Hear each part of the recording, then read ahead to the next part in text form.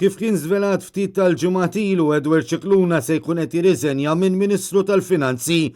Madankollu u wara li ma rridx jaċċetta li jirriżenja minn rajħ, il-Prim Ministru Robert Abela kellu joffrilu kariga oħra.